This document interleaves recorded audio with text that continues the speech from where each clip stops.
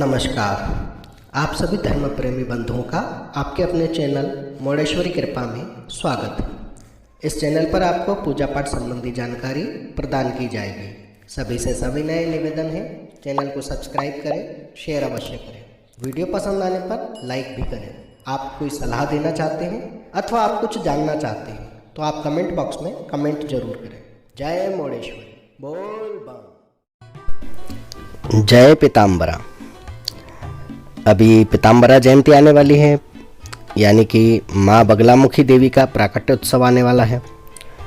लेकिन जिस तारीख पर आज ये वीडियो अपलोड हो रहा है आपको सुनने में आएगा। अगर नहीं आया है तो आप सर्च कीजिए माँ पीताम्बरा पीठ दतिया।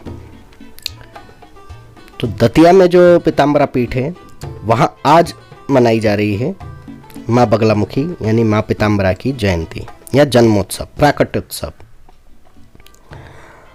जबकि अन्य सभी जगहों पर ये वर्ष 2022 में 9 मई को मनाई जाएगी।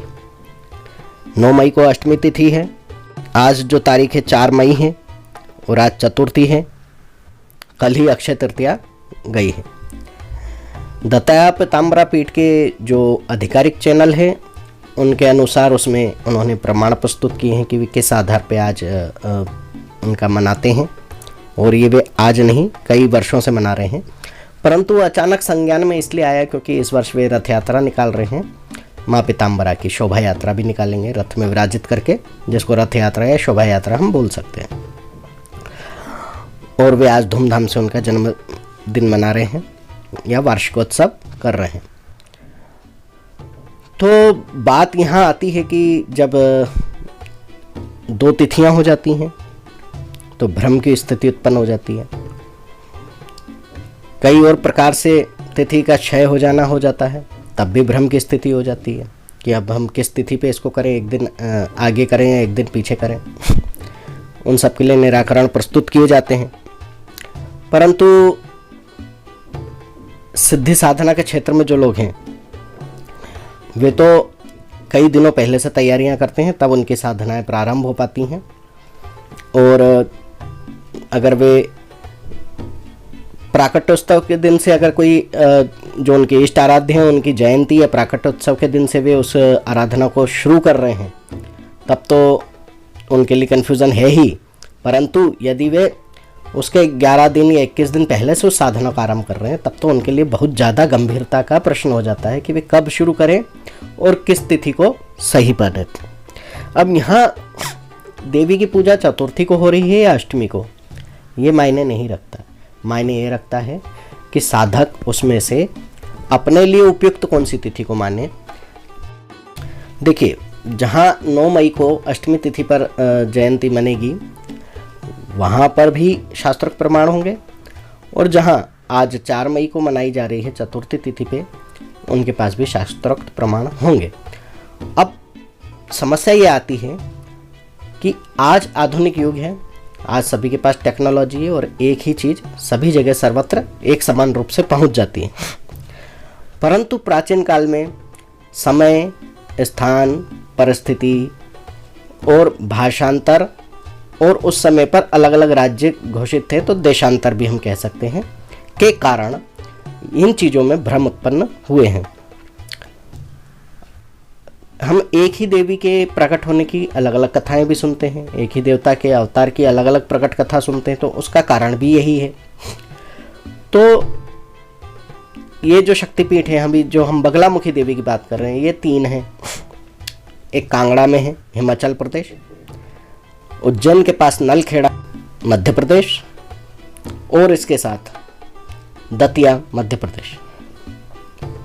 ये 3 जगह शक्तिपीठ हैं जो मूल रूप से प्राचीनतम माने गए।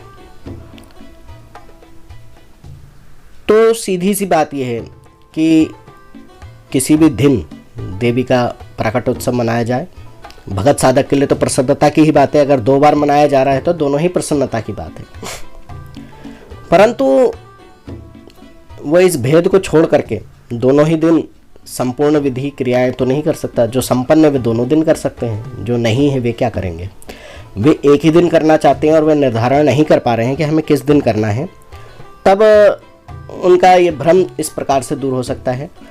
देखिए, आप जिस क्षेत्र में रहते हैं, यदि आप हिमाचल से लगे हुए क्षेत्रों में रह रहे हैं, आप कांगड़ा देवी जाते हैं या वहाँ स्थित बगलामुखी पीठ में या पीताम्बरा शक्तिपीठ में जा रहे हैं, तो आप वहाँ के नियमों को फॉलो करेंगे या उनको अनुकरण करेंगे।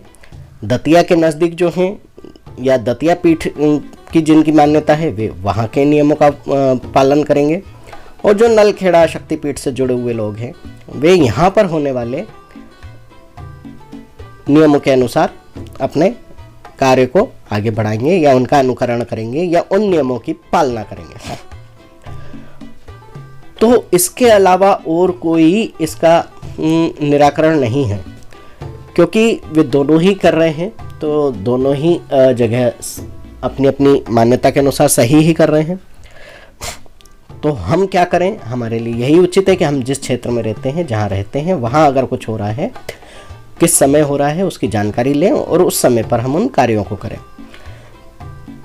और एक चीज़ और आती है, जिस चीज़ पर अधिक लोगों का विश्वास हो, जैसे कोई व्रत या त्यौहार होता है, तो उसमें भी मान्यताएं दी गई हैं कि जिस दिन सर्वमान्य हो उस दिन करना चाहिए।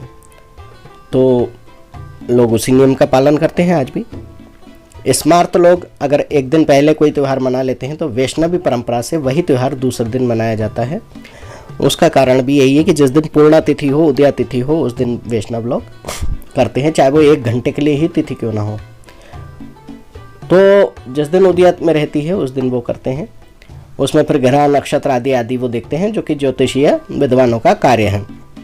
पंचांग में सारी चीज़ें दे दी जाती हैं स्पष्ट करके, तो उसको हम फॉलो कर लेते हैं और उसके अनुसार उस कार्य को करते हैं। वही मान्यता यहाँ लागू होती है कि सर्वमान्य तिथि, चाहे वो शास्त्रों के भेद के अनुसार जो भी हो, अधिकतर लोग अष्टमी को मनाते हैं तो वे अष्टमी को मनाएं, कोई दिक्कत नहीं है। और कोई आज चतुर्थी को मनाना चाहता है तो वे चतुर्थी को मनाए, उसमें भी कोई दिक्कत नहीं है।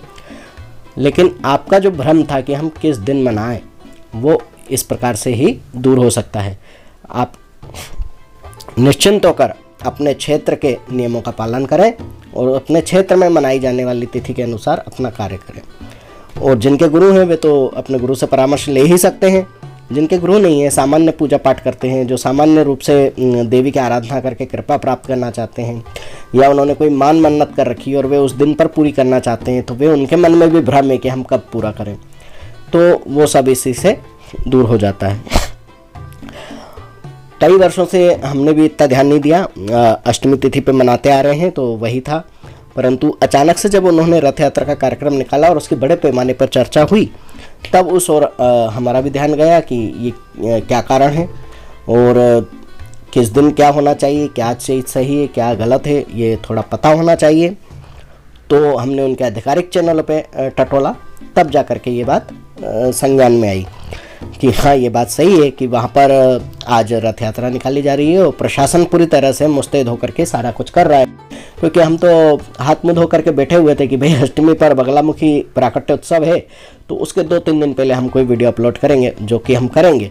परंतु अभी ये उसी विषय पर कुछ अलग जो निकल के आया है टॉपिक, तो ये आज वीडियो बनाना बनता था और ये जानकारी देना भी बनता था। क्योंकि अब आज अचानक से कई लोगों ने जब ये सुना होगा तो उनके मन में भ्रम की स्थिति अवश्य ही उत्पन्न हुई होगी, या आगे जब ऐसा होगा तब उत्पन्न होगी। तो दतिया पीठ पर हमेशा से ही उनका जो कहना है कि हमेशा से ही वे आज वैशाख शुक्ल चतुर्थी को ही जो है पीताम्बरा प्रकटोत्सव या जन्मोत्सव मनाते हैं। तो हमें आज भी प्रसन्न होना चाहिए कि आराध्या श्री पीताम्बरा देवी का आज जो है प्रकटोत्सव वहाँ मन रहा है और हमें उस खुशी में सम्मिलित होना चाहिए, भले ही टीवी या न्यूज़ चैनल के माध्यम से या मानसिक रूप से उस आनंद का उपभोग करते हुए। जय पीताम्बरा, जय मोडेश्वरी, बोल बम।